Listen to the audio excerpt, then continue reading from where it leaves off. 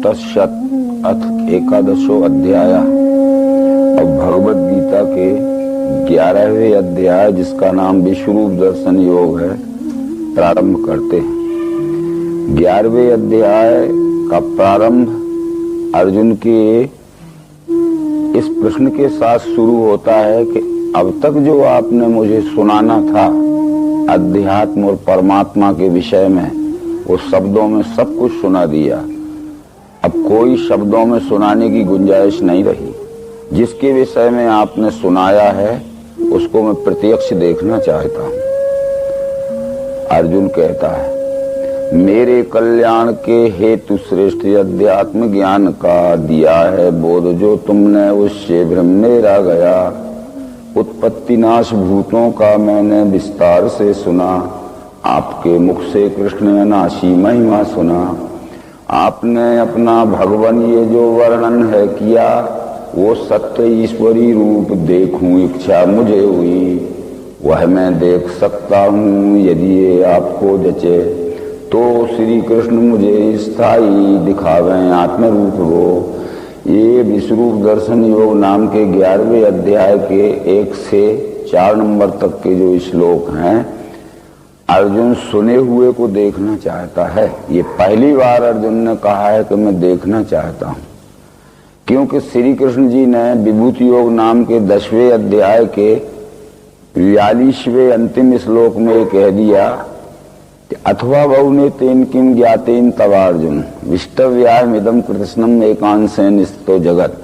इससे ज्यादा नहीं सुनाया जा सकता है और इससे ज्यादा तू सुनने की इच्छा भी मत कर। ये शब्दों में जितना ज्यादा समझाया जा सकता है उसकी अंतिम सीमा तक मैंने समझा दिया। अब आगे सुनने की इच्छा मत कर। तब तो अर्जुन के मन में विचार आया कि मन से यदि तक शक्यम मया दृष्टिमिते प्रभु योगेश्वर ततो में त्वं दर्शयात्मा नम्यम।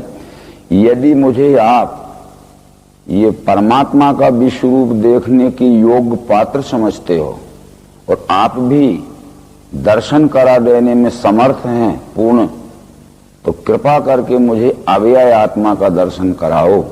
बस यहाँ प्रश्न आता है, योगेश्वर ततो में त्वं दर्शय आत्मानम अव्ययम। प्रश्न एक वचनी है कि मुझे अव्यय आत्मा का दर्शन कराओ, आत्माओं के दर्शन कराओ नहीं। परंतु कृष्ण जी ने जो उत्तर दिया तुरंत, पश्य में पार्थ रूपाणी सत्सो नाना विधानी दिव्यानी नाना वर्णाकृतीन चा। देख ले पार्थ, तू मेरे अनंत स्वरूप हैं, अनेक भांति के दिव्य अनेक रंग रूप के। अब ये प्रश्न यहाँ उठता है कि कृष्ण का, अर्जुन का प्रश्न एक वचनी है कि मुझे अव्यय आत्मा का दर्शन कराओ। अव्यय उसे कहते हैं जो न घटता है, न बढ़ता है, न बनता है, न मिटता है। ऐसे अव्यय अविनाशी आत्मा का दर्शन कराओ। तो कृष्ण जी ने इस विश्व की ओर अंगुली निर्देश करके कहा, ये विश्व ही अव्यय अविनाशी आत्मा है। चारों ओर नजर फैला के देख ले, अनेक रंगों में, अनेक बनावटों में, सैकड़ों और हजारों रूपों में ये फैला हुआ है। परंतु एकस्थम जगत कृष्णम पश्चाद् सचराचरम मम देहे गुडाकेश यच्चान्य दृष्टुमिच्छसि। एक ही देह में मेरे स्थित है पार्थ देख तू। चराचर विश्व सारा और भी जो चाहे वही, इस विश्व के एक ही विराट देह में जड़ चेतन के सहित यह आदि अंत मध्य रहत विस्तार फैला हुआ है। ये तू नजर फैला के देख ले। अब यहाँ ये प्रश्न उठता है, बहुत से लोगों ने विश्वरूप दर्शन के विषय में अविवेकपूर्ण बड़ी भ्रमग्रस्त मानिंदी कर ली है, और वैसा ही आजकल शब्द ज्ञानी लोग विश्वरूप के विषय में समझाते हैं। वो कहते हैं कि कृष्ण ने अपना स्थूल शरीर इतना बढ़ा लिया कि सिर आकाश तक चला गया और पांव पाताल तक चले गए। तब ये प्रश्न उठता है कि अर्जुन का तो ये प्रश्न ही नहीं था। वो तो कह रहा था कि जो न घटता है, न बढ़ता है, न बनता है, न मिटता है, ऐसे अव्यय आत्मा का दर्शन कराओ। और कृष्ण ने अपना सिर बढ़ा लिया व्यष्टि देह का और पांव पाताल तक चले गए। तो अर्जुन के रथ पर श्री कृष्ण बैठे थे और रथ के गुंबज की छाया श्री कृष्ण के सिर के ऊपर थी।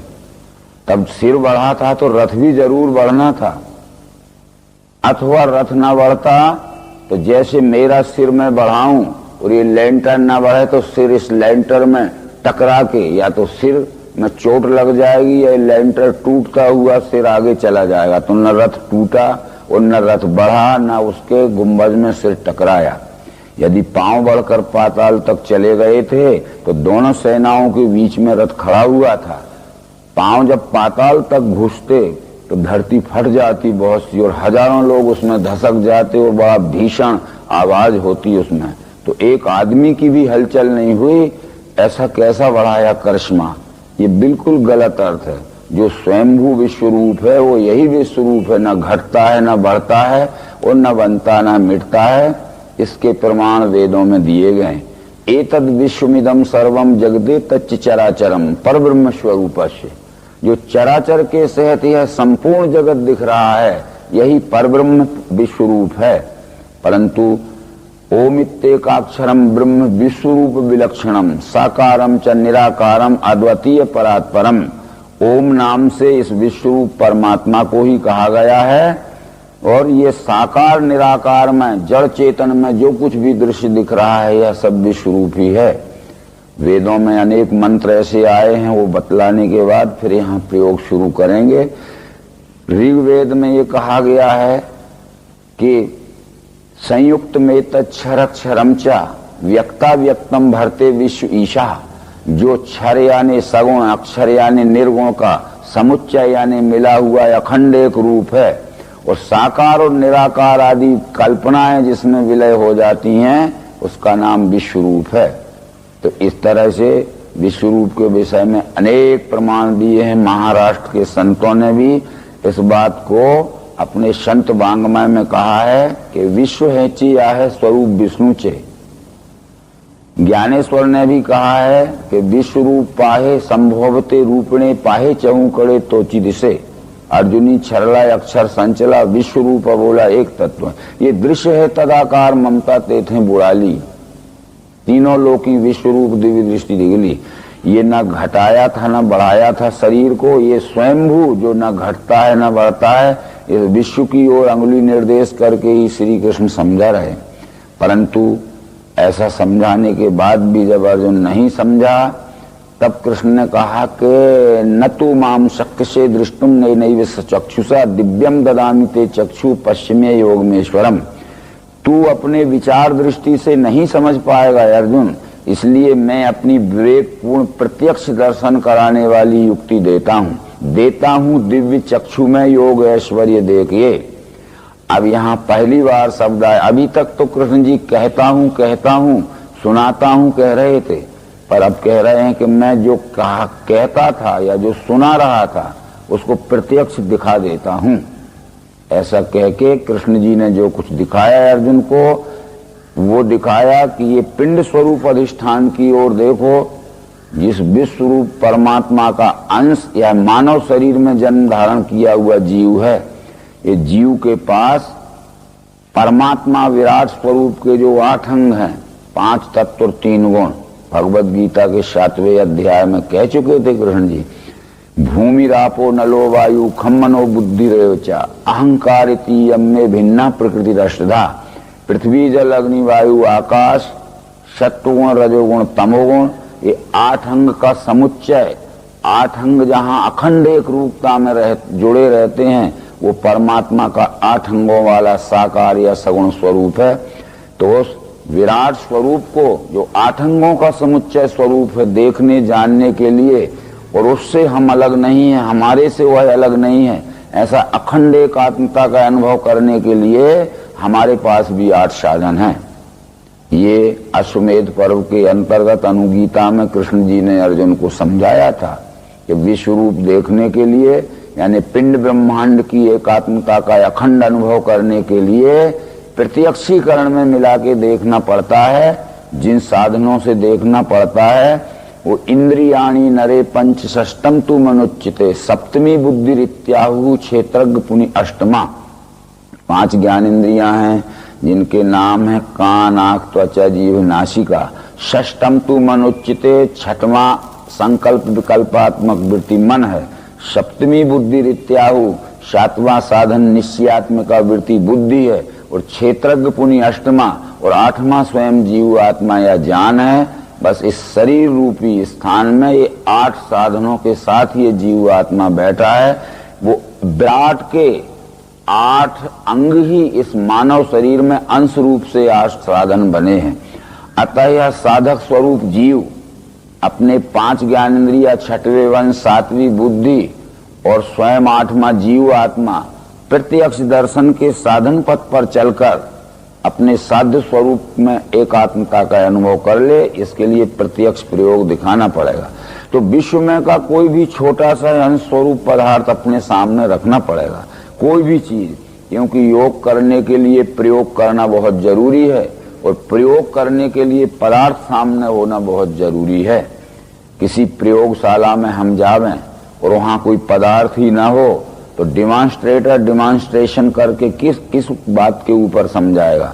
इसलिए ये विश्व रूप दर्शन की प्रयोगशाला में हम बैठे हैं और विश्व में का ही एक छोटा सा पिंड स्वरूप अधिष्ठान हमने यहाँ पदार्थ के रूप में पिंड ब्रह्मांड की, जड़ चेतन की, अंश अंशी की एकात्मता के लिए प्रत्यक्ष मिलान करने के लिए रखा है। प्रत्यक्ष मिलान करने की युक्ति का नाम ही सप्रयोग प्रत्यक्षीकरण की योग युक्ति है।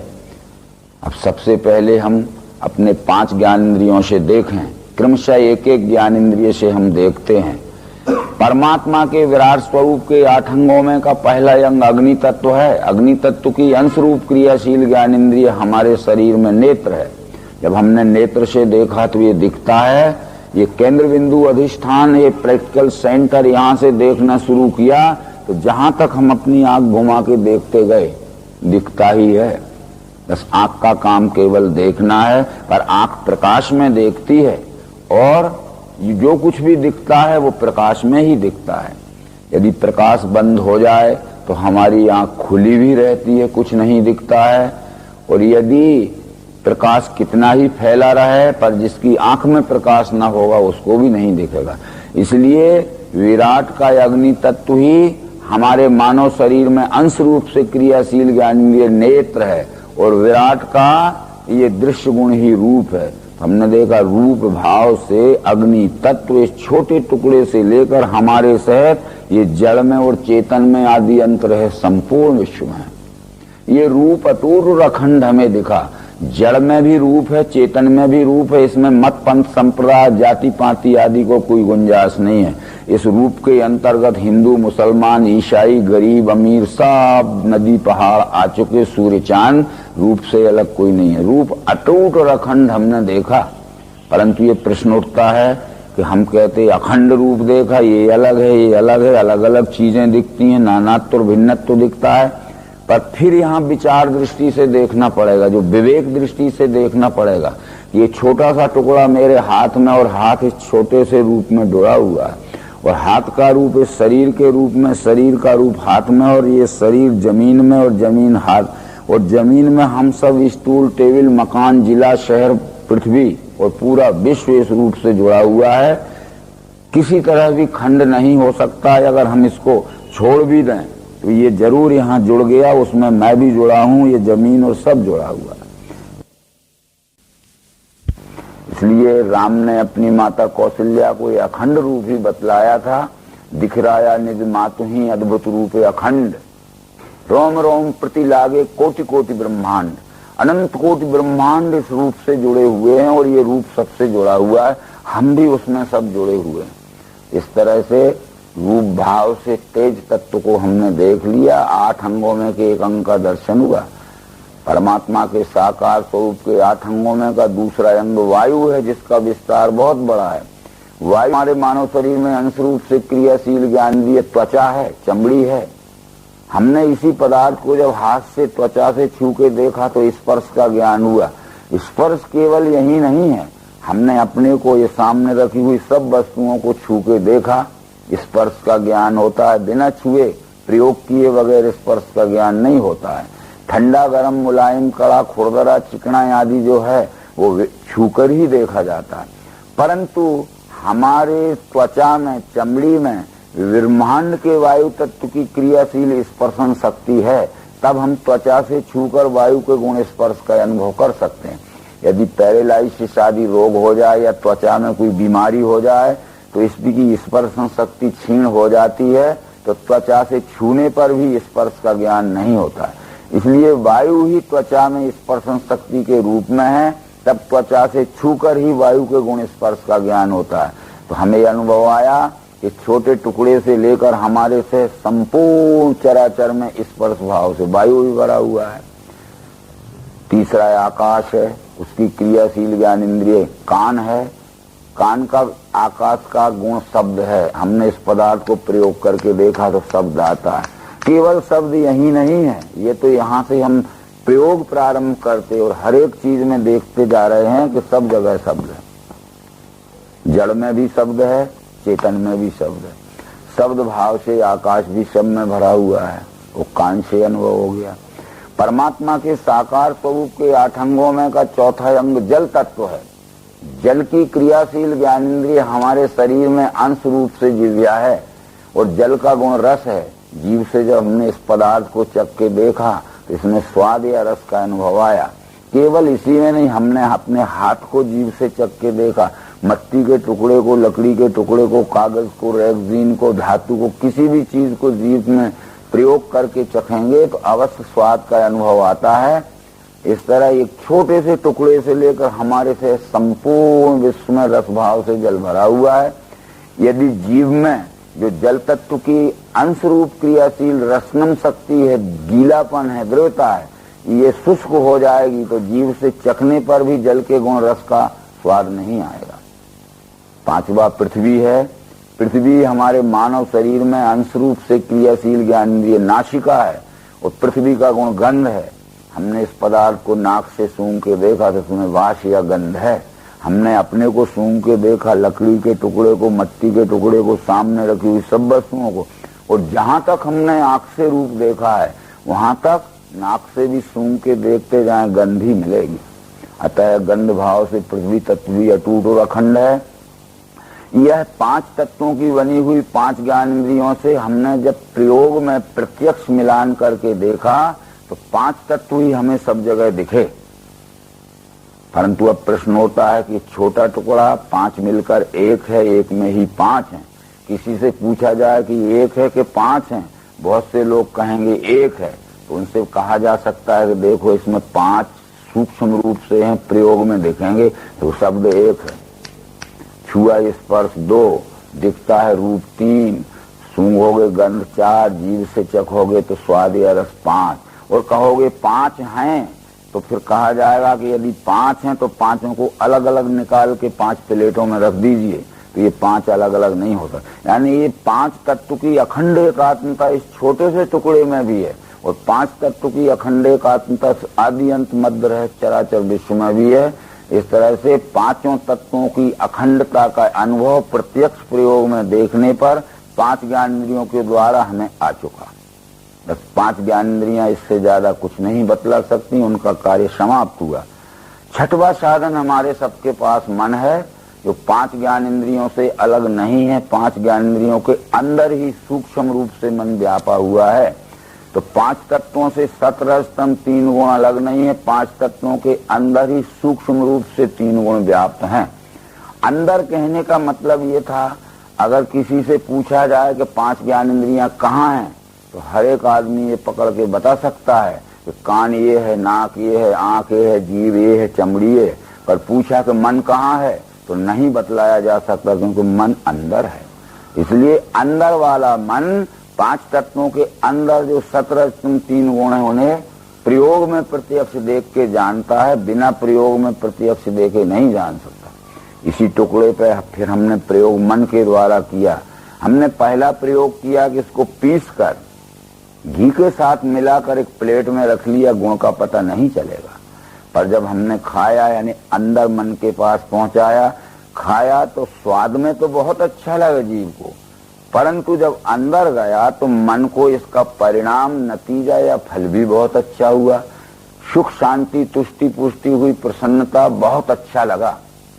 यानी स्वाद में बहुत अच्छा लगा, परंतु परिणाम में भी सुख शांति देने वाला पुष्टिवर्धक गुण हुआ, बहुत अच्छा लगा।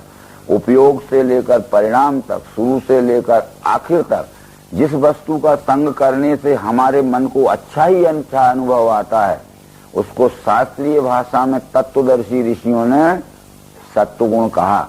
भगवत गीता के 14वें अध्याय में लिखा है, सत्वम सुखे संजयति।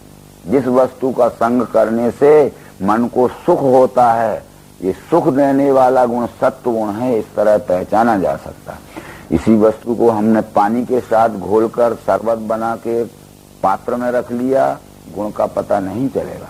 प्यास लगने पर जब हम शरबत पीते हैं, 1-2 गिलास पीने पर प्यास नहीं मिटती है तो 3-4 गिलास भी पी लेते हैं। शरबत पीते समय तो अच्छा ही लगता है, परंतु जब अंदर गया मन के पास तो उसका परिणाम मन के ऊपर कुछ बुरा पड़ता है। सर्दी, जुकाम, खांसी, खोखला, गले में दर्द, उपयोग में अच्छा और नतीजा यानी परिणाम में बुरा।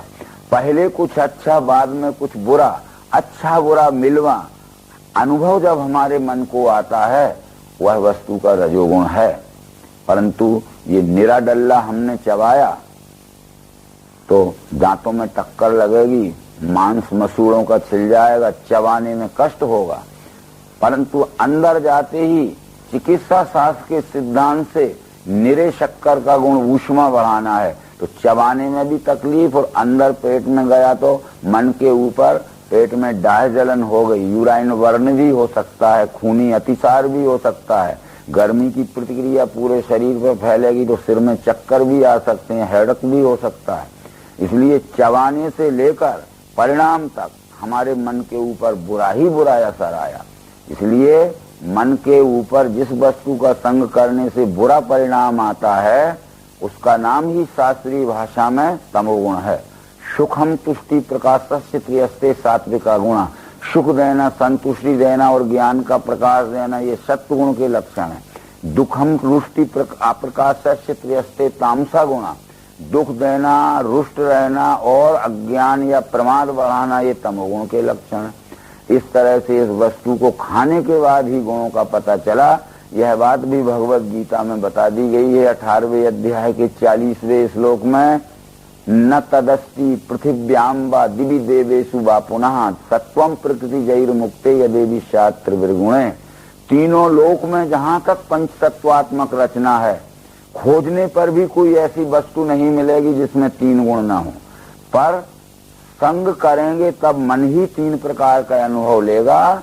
यानी मन पर वस्तु का व्यवहार या संग करने पर जो त्रिगुणात्मक अनुभूति आती है, उसमें अच्छेपन की अनुभूति सत्वगुण, बुरेपन की अनुभूति तमोगुण, अच्छी और बुरी मिलवा रजोगुण कहलाती है। ये सब जगह व्यवहार दिखेगा। इस प्रयोग या सूत्र के आधार पर हर चीज में हम समझ लेंगे।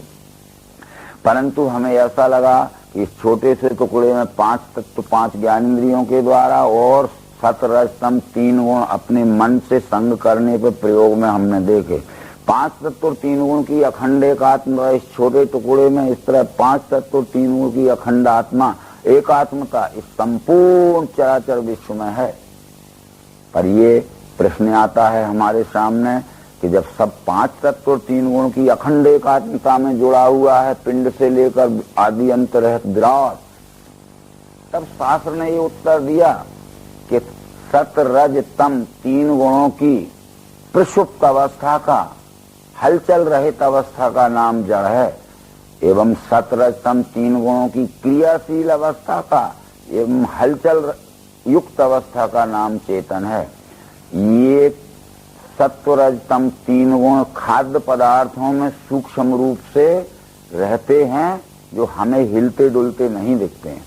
जब खाद्य पदार्थ हम भक्षण क्रिया द्वारा खा लेते हैं तो इनके सतरजतम 3 गुण हमारी नाड़ी में कब्बात पित्त धातु के रूप में स्पंदन करते हैं, हिलने डुलने लगते हैं, और इनकी अंतिम उत्क्रांति हमारे अंतःकरण में मन बुद्धि अहंकार के रूप में होती है।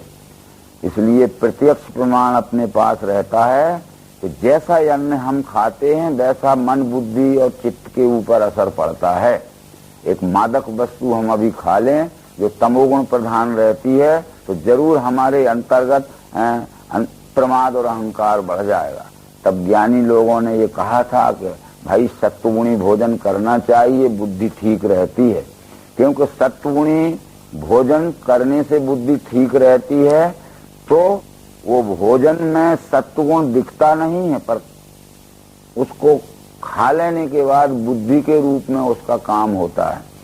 तमोगुणी भोजन नहीं करना चाहिए, क्योंकि प्रमाद अहंकार बढ़ता है। तो खाने की चीज में जो तमोगुण रहता है दिखता नहीं, पर खाने के बाद हमारे अंतःकरण पर प्रमाद और अहंकार का असर आता है। एक उदाहरण इसका बहुत अच्छा दिया जा सकता है। एक पात्र में भर के हम यहाँ शराब रख लें, वाइन, वर्षों रखी रहेगी, हिलेगी डुलेगी नहीं, परंतु किसी बड़े महात्मा को भी एक बाटल शराब पिला दीजिए और 5 मिनट में देख लीजिए सब अंशंट बकने लगेगा, तोड़ना फोड़ना करने लगेगा। उस शराब नामक तमोगुणी पदार्थ का असर जब तक अंतःकरण में प्रमाद के रूप में रहेगा, तब तक वो बहुत अभद्र व्यवहार करेगा और असर समाप्त होते ही फिर नॉर्मल हो जाएगा। इस तरह से इन गुणों का ही असर हमने कई बार पढ़ा था, जैसा खावे अन्न वैसा होवे मन। अन्न में ये गुण जो सूक्ष्म रूप से रहते हैं, वो भक्षण क्रिया द्वारा खाते ही वही गुण स्थूल रूप धारण करते हैं। सत्वगुण का स्थूल रूप बुद्धि है, रजोगुण का स्थूल रूप मन है, तमोगुण का स्थूल रूप अहंकार है, जो हमारे मन बुद्धि अहंकार हैं जो हिलते डुलते हैं।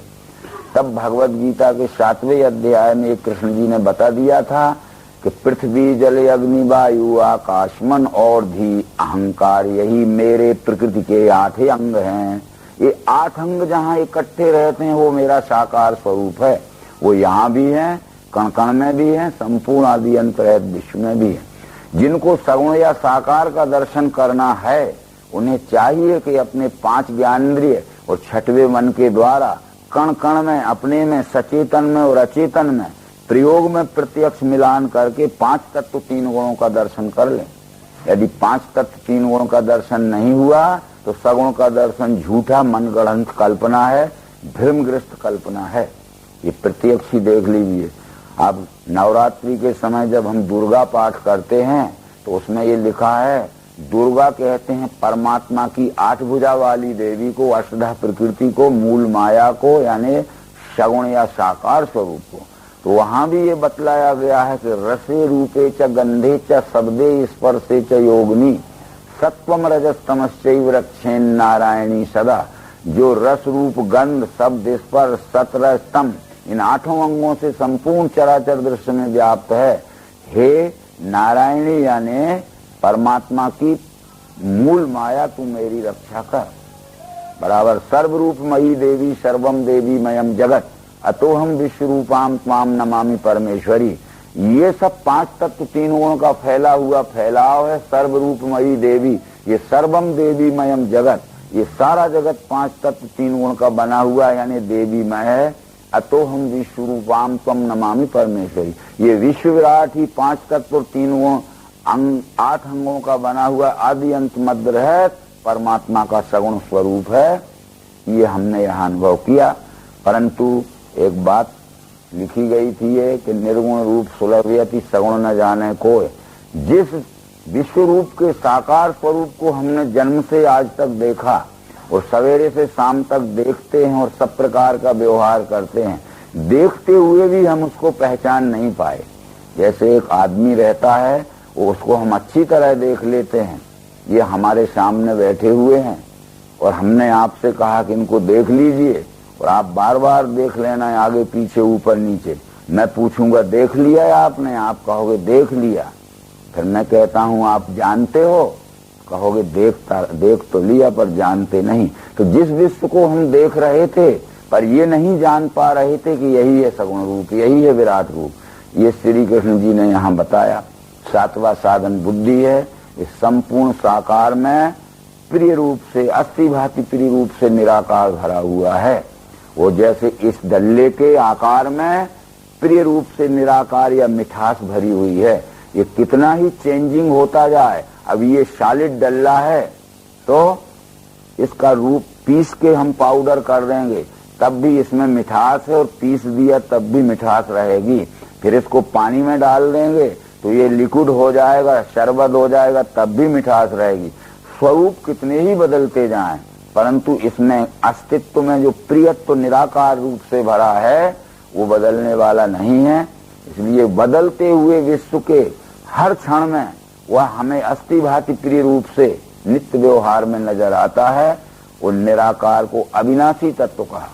परंतु एक बात इसमें आई, कुछ लोग कहने लगे कि साकार सत्य है, निराकार झूठा है। कुछ लोग कहने लगे कि निराकार सत्य है, साकार झूठा है।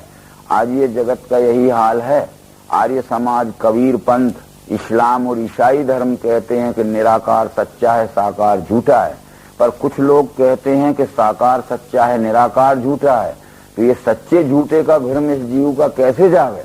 तब सदगुरु ने समझा दिया कि जो कहते हैं कि साकार झूठ सच्चा है, निराकार झूठा है, तो एक काम करें, इसके आकार को निकाल लें। इसमें भरी हुई जो मिठास निराकार है वो झूठी है, तो मिठास नहीं आना चाहिए झूठी। आकार अकेला निकाल के, जब आकार अकेला निकाला तो आकार अकेला नहीं निकलता, उसके साथ मिठास आती है, निराकार आता है। फिर छोटा भी रूप हमने किया तो उसका आकार ही आकार के सह साकार निकालने में निराकार मिठास उसके साथ में न आवे, तब भी अवश्य कितना ही छोटा कान निकाला जाएगा, आकार के साथ में निराकार मिठास भी आती है। परंतु जब ये हमने सोचा कि निराकार को साकार से अलग कर ले, तो इसकी मिठास निराकार को ही निकालना चाहा, तो इसके साथ आकार यानी साकार आता है, अलग होता ही नहीं है भरसक संभव प्रयत्न करने पे। तो परस्पर आश्रिता हेते परस्परम अनुवृता, परस्परेण वर्तन्ते धारयन्ति परस्परम, अन्योन्य मिथुना हेते अन्योन्य उपजीवना, क्षणम वियोगो न हे श्याम न त्यजन्ति परस्परम।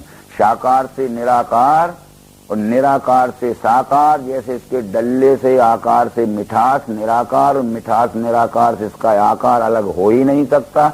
कब तो ये वस्तु दो है ही नहीं, तो दो अलग कहाँ से हो जाए? केवल भ्रम की कल्पना से हमने दो माना था। तब सदगुरु ने कहा कि इसका नाम बता देते हैं। ये खड़ी साकर है। जब इसका नाम लिया हमने मिश्री, तो पूछा है आपसे कि आकार काय का दिख रहा है? मिश्री का। मिठास काय की है? मिश्री की। और नाम क्या है? मिश्री। यो लोक त्रेमा विश्व विभर्त ईश्वरा अनंतस्यात्मा विश्व रूपो यह करता त्रियम यदा बिंदते ब्रह्म में। बस तीनों कल्पना में वो आकार भी मिश्री है, मिठास भी मिश्री है, नाम भी मिश्री है। तब बहुत पहले हमारे विद्वानों ने ये कहा था, हमें क्या कहा था? राम नाम लड्डू, गोपाल नाम खीर, और हरि नाम मिश्री तो घोर घोर पी। राम नाम लड्डू, लड्डू इसलिए कहा था कि जब आटा अलग रहता है, शक्कर अलग रहती, तो दो नाम रहते हैं। जब आटा को शक्कर में मिला के गोल कर दिया तो क्या नाम होता है? लड्डू। लड्डू आटा को कहते हो कि शक्कर को कहते हो? अरे आटा और शक्कर दोनों इकट्ठे मिल गए लड्डू। लड्डू कहते ही आटा भी उसी में है, शक्कर भी उसी में। गोपाल नाम खीर, जब चावल अलग रहता है, दूध अलग रहता है, तो दो नाम रहते हैं। जब चावल को दूध में डाल के पका देते तो खीर नाम हो जाता है। खीर चावल को कहते हैं कि दूध को, यानी खीर कहते ही चावल भी उसी में है, दूध भी उसी में है। तो हरि नाम मिश्री तो घोर घोर पी।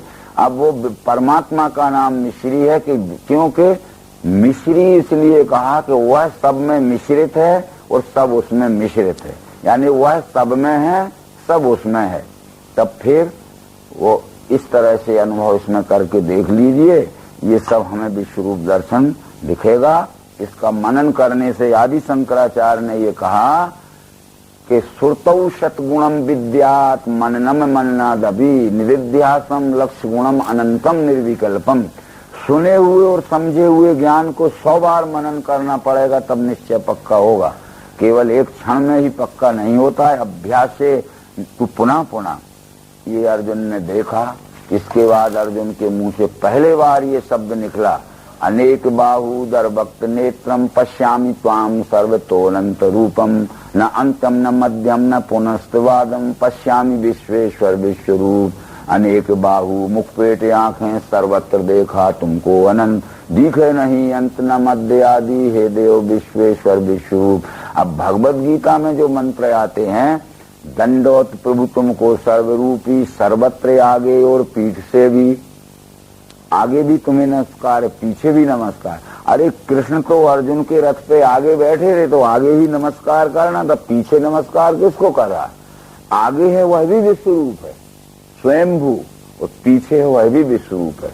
क्योंकि वेदों ने इस बात को प्रमाणित किया, ओम ब्रह्मई वेदम मृतम पुरस्तात् ब्रह्म पश्चात ब्रह्म दक्षिणताश्चोत्तरेण अधः च ऊर्ध्वं पृष्ठं ब्रह्म वेदम विश्वमिदं वरिष्ठम। पुरस्तात् ब्रह्म, आगे भी ब्रह्म, पश्चात ब्रह्म, पीछे भी ब्रह्म, दक्षिणताश्चोत, दाहिनी बाईं और भी वही फैला हुआ, अधः नीचे च ऊर्ध्वं, ऊपर भी, पृष्ठम व्याप कर सब ओर फैला हुआ है, ब्रह्म एव इदम विश्वम। तो चाहे आगे नमस्कार करो, चाहे पीछे करो, चाहे दाहिनी बाईं ओर करो, चाहे ऊपर करो नीचे करो, सब मिलके विश्व रूपी है, दसों दिशाओं में जो फैला हुआ है। इस तरह से आगे अर्जुन ने जो प्रार्थना की अनेक प्रकार की, परंतु ये देता हूं दिव्य चक्षु में योग व ऐश्वर्य देखे, भगवत गीता में ये बात छूट गई। जैसे मैं आपसे कहता हूं कि मैं पेन आपको देता हूं, तो देने के साथ में वो आपको देना पड़ेगा। तो कृष्ण ने कहा देता हूं दिव्य चक्षु में, तो क्या दिया और कैसे दिया ये यहाँ भगवत गीता में रह गया। पर देता हूं कहते समय कुछ दिया जरूर, यानी वो प्रत्यक्ष दर्शन युक्त बोध दिया। मैं कहूंगा देखो ये पेन है, तो पहले पेन सामने करूंगा, तब कहूंगा देखो ये पेन, और मैं कहूंगा देखो ये पेन है, तो क्या देखोगे आप? इसलिए यह प्रयोग छूट गया। इसलिए मानव जगत गीता का अध्ययन करने के बाद भी विश्व रूप के विषय में भ्रमित हो गया। आगे ये प्रार्थनाएं शब्द हम विश्व रूप की देखेंगे। हे देव के देव, मुझे तुम्हारे सुदेह में सर्वहि देव प्राणी, प्रजेश ब्रह्मा कमलासनस्थ सारे ऋषि सर्पसूदीकते। अब देख लीजिए यहाँ बैठे बैठे आप जितनी भी 5 तत्व 3 गुण सगुण और उससे अलग नहीं उसमें व्यापा हुआ निर्गुण, और सगुण निर्गुण मिलके सब विश्व रूप परमात्मा है, उसमें क्या नहीं हो रहा है। अनेक युद्ध हो रहे होंगे इस समय दुनिया में, अनेक एक्सीडेंट हो रहे होंगे इस समय दुनिया में, अनेक हिंसक जीव एक दूसरे को खा रहे होंगे, बाघ बकरी को पकड़े होगा, कहीं सर्प मेढक को पकड़े होगा, क्या नहीं होगा, सब कुछ हो रहा है, सब समय सब कुछ हो रहा है। वो इस तरह से अर्जुन ने इस विश्व में उत्पत्ति स्थिति लय की अनेक घटनाओं का विचार किया, और उसमें ये भी विचार किया कि भारत का युद्ध अब टलने वाला नहीं है, यह ईश्वरी इच्छा से कर्म फल भोगने के लिए सब समूह इकट्ठा हुआ है, और कर्म के फल भोग का निपटारा इसी मैदान में होने वाला है। मैं तो एक निमित्त हूँ बस, क्योंकि कृष्ण जी ने कह दिया कि निमित्त हो तू दृढ़ शब्द साचिन। मैंने किया जन्म, मैंने मारा जन्म के साथ इनको, ये तो जन्म लेते ही कितने समय में कितना कर्म फल भोग पूरा होना है और इनका देह त्याग होना, ये तो पहले निर्णय हो चुका है, केवल तू निमित्त तो हो जा। ये सब बातें बतलाते हुए सब कुछ उसने देखा इस विश्व में क्या नहीं है, हैं? आगे के लिए गदा चक्र किरीटधारी, तेजो राशि दीप सर्वत्र फैली। बाद में नयादि मध्यांत अनंत वीर्यम अनंत बाहु शशूर नेत्रम पश्यामि त्वाम दीप्त हुतासु वक्त्रम स्वतेजसा विश्वमिदं तपंतम।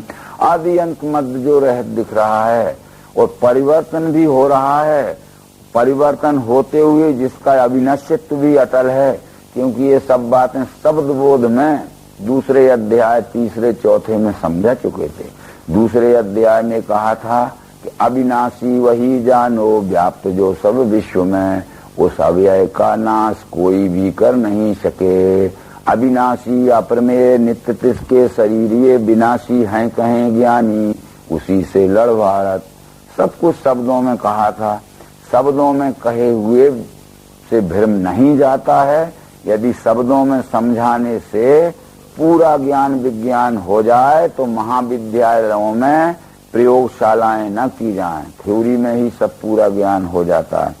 आगे कृष्ण जी ने कहा कि आकाश पृथ्वी और बीच इनका सारी दिशाएं तुम एक व्यापे। आकाश और पृथ्वी के बीच में जो कुछ है वो भी तुम ही हो, दसों दिशाओं में जो कुछ है वो भी विश्व रूप ही है। इस तरह से सब वो वर्णन कर रहा है। बड़ा नेत्र अनेक मुंह हैं, अनेक बाहु पदउरु भी हैं, अनेक मुंह हैं जिसमें, अनेक हाथ हैं जिसमें, अनेक पांव हैं जिसमें। तब फिर ये प्रश्न आता है कि ऐसा कैसा विश्वरूप होगा कि जिसको विश्वरूप का शरीर तो एक है पर अनेक हाथ पांव मुंह हैं। तब फिर एक विचार करिए, यदि किसी से पूछा जाए कि विश्व कितने हैं, हर एक व्यक्ति कहेगा कि विश्व एक है। पर पूछा जाए कि विश्व तो एक है पर उसमें सिर कितने हैं, गिनती नहीं है।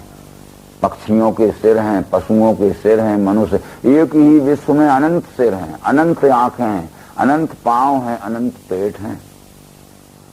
क्योंकि ये सब बातें भगवद गीता के आगे के प्रसंगों में 13वें अध्याय में आ गई हैं। वो कहते हैं कि भीतर बाहर भूतों के हिलता है, स्थिर है वही, सूक्ष्मत्व से नहीं दिखे, दूर है अरुपास है, सर्वत्र कान है उसको, सर्वत्र नेत्र हैं उसको, सबों में व्याप्त है वही। ये सब बातें वेदों में भी आई हैं। वेद के पुरुष सूक्त में कहा है सहस्र शीर्षः पुरुषा, वहां भी एक वचनी शब्द है। पुरुषा यानी उस परमात्मा के सहस्र शीर्षा यानी अनंत सिर हैं, अनंत नेत्र हैं, अनंत पांव हैं। तो विश्व एक ही है पर उसमें अनंत सिर, पेट, पैर, हाथ हैं। उदाहरण के लिए बहुत छोटा सा उदाहरण दिया जाए, मैं आपसे पूछता हूं कि भारत देश तो एक ही है ना, परंतु उसमें प्रांत कितने हैं? हर एक प्रांत में जिले कितने हैं? हर एक जिले में तालुका कितने हैं? हर एक तालुका में गांव कितने हैं? हर एक गांव में मकान कितने हैं? और हर एक मकान में आदमी कितने हैं? एक ही भारत कितने अनंत विस्तार में फैला है। एक ही भारत में सिर कितने हैं, पांव कितने हैं, मकान कितने हैं, पर भारत एक। ऐसे ही विश्वरूप एक ही है, उस एक ही विश्वरूप का विस्तार अनंत तत्व में फैला है। इस तरह से ये अर्जुन उस विश्वरूप की प्रार्थना कर रहा है। आगे कराल डाल हैं जिसमें तुम्हारे कालाग्नि से मुख देख के मैं दिशा गया भूल, सुखी नहीं हूँ, कृपा करो देव जगन निवास। ये सब कहते कहते अंत में अर्जुन को दृश्य भी दिख गया और हे देव कीर्ति सुन के तुम्हारी सहर्ष होके जन प्रेम धारें। कहता है जो विवेक बुद्धि वाले मनुष्य हैं वो ये विश्व रूप को पहचान के बड़े हर्षित होते हैं। जो मूर्ख बुद्धि के लोग हैं ये विश्व रूप की परिवर्तन गति देख के रोते गाते चिल्लाते हैं। अब विवेक बुद्धि वाले मनुष्य हैं तो जो पैदा हुआ है, चाहे वो भाई हो, चाहे बहन हो, चाहे पत्नी हो, चाहे माता हो, चाहे पिता हो, वो तो कभी ना कभी जाएगा ही। वो विवेक बुद्धि वाले मिलते समय भी और बिछुड़ते समय भी हर्ष शोक नहीं करते हैं। परंतु जो मूर्ख बुद्धि वाले लोग हैं वो मिलते समय तो बहुत बाजा बजाते हैं, ये बिजली की झालरें लटका लेते हैं, अनेक प्रकार के उत्सव करते हैं, और बिछुड़ते समय खाना पीना छोड़ के पत्थर पर सिर मार के रोते भी हैं। इसलिए जो सज्जन हैं ये उत्पत्ति स्थिति लय की स्वयंभू लीला को विश्व में देख के हर शोक से रहित रहते हैं। और जो अज्ञानी हैं वे उत्पत्ति स्थिति तो स्वयंभू होना ही है, कोई चाहे कि ना हो तो नहीं, परंतु मूर्ख उसके मिलते समय प्रसन्न होते हैं और बिछुड़ते समय रोते हैं। जैसा कि तू ये सोच रहा है कि मैं युद्ध करूंगा तो अभिमन्यु मर जाएगा, द्रौपदी के पुत्र मर जाएंगे, नकुल सहदेव मर जाएंगे, भीष्म युधिष्ठिर मर जाएंगे, फिर राज भी जीत लिया तो राज का सुख कौन भोगेगा, और अश्रुपूर्णा कुलेक्षणम, तेरी आंखों में आंसू आ गए हैं तो तू इस मोह में पड़ के रो रहा है। अरे ये तो तू ना करेगा युद्ध तब भी बिछुड़ेंगे सबके सब। इसलिए विवेक दृष्टि से देख ये सब बातें उन्होंने समझा दी। और आगे दंडोत प्रभु तुमको सर्वरूपी, सर्वत्र आगे और पीठ से भी, आगे पीछे दाहिनी बाईं और ऊपर नीचे सब आप ही हो, इसलिए आपको सब ओर से नमस्कार है।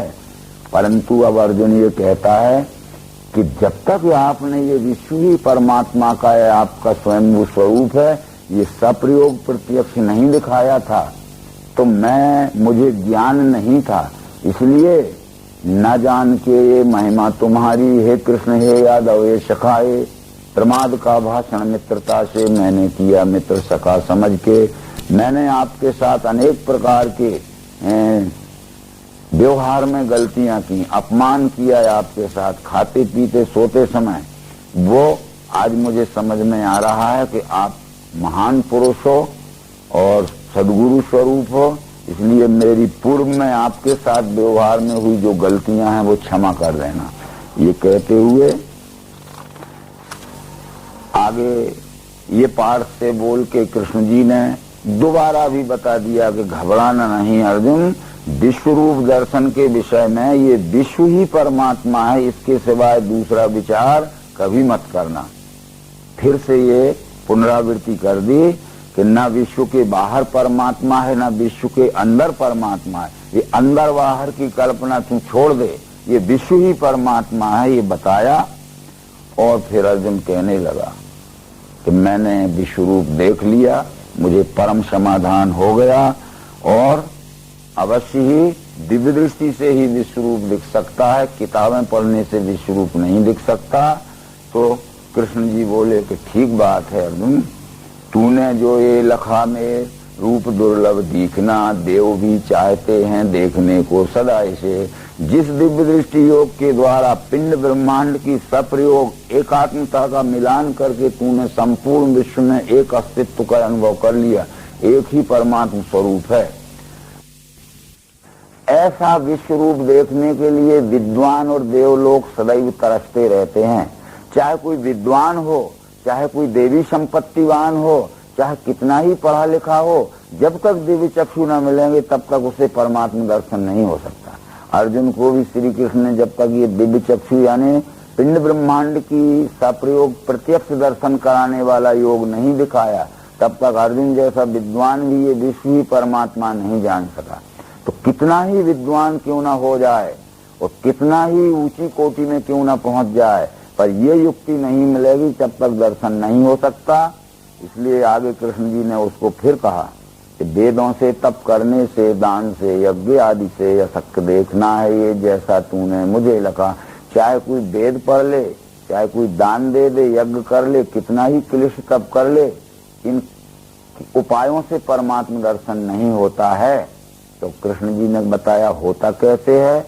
अनन्य योग द्वारा ही तत्वतः इस प्रकार में जानने देखने वैसे मिलने योग्य पाठ हूँ।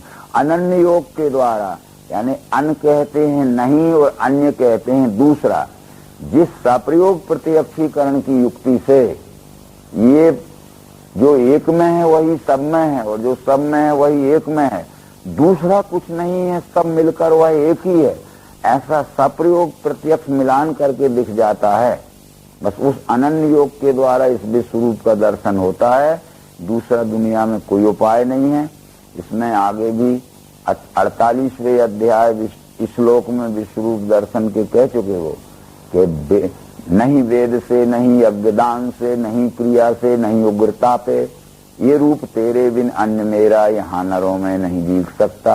वेद पढ़े, चाहे कोई उग्र तप करे, चाहे भूखा रहे, चाहे उपास करे, चाहे व्रत करे, चाहे तीर्थ में जाए, जब तक यह युक्ति न मिलेगी तब तक ये विश्व ही परमात्मा है, यह नहीं देखा जा सकता, नहीं जाना जा सकता। केवल भक्ति रहे समय फालतू ही बर्बाद करना होगा, इस युक्ति से ही देखा जा सकता है। इस युक्ति से देखने के जानने के बाद कृष्ण जी ने कह दिया कि यदि देख लिया जान लिया तो एक ही काम शेष रहता है अर्जुन, अपने स्वकर्म द्वारा छल कपट छोड़कर सच्चाई के साथ इस विश्व रूप की सेवा करने का नाम ही अनन्य भक्ति है। स्वकर्मी मुझ में निष्ठा, भक्त मेरा है संग जो, निर्वैर सब भूतों से वो पाठ मुझ में मिले। अपने स्वकर्म द्वारा विश्व रूप में निष्ठा रख के और अपने निष्काम भाव से इस विश्व रूप की यथोचित जो सेवा करता है वो मेरे स्वरूप में मिल जाता है, वो मेरा ही स्वरूप है। इसलिए पहले तो उसको देखें और फिर उसके साथ में सेवा में व्यवहार करें। उसके देखने की युक्ति का नाम ही विज्ञान दृष्टि, विवेक दृष्टि, अध्यात्म दृष्टि या दिव्य दृष्टि है। और देखने के बाद उसके साथ में सेवा में, निष्काम सेवा में व्यवहार करे का नाम ही अनन्य भक्ति है। बस प्रश्न यही था तो जानो और करो। जानो तो क्या, ये विश्व ही परमात्मा, ये जानो। करो तो क्या, ईमानदारी से अपने स्वकर्म द्वारा सेवा करो, ये अनन्य भक्ति है। ऐसा बतलाते हुए ये विश्व रूप दर्शन योग नाम का 11वां अध्याय संपूर्ण हुआ। ओम शांति नर्मदे हर।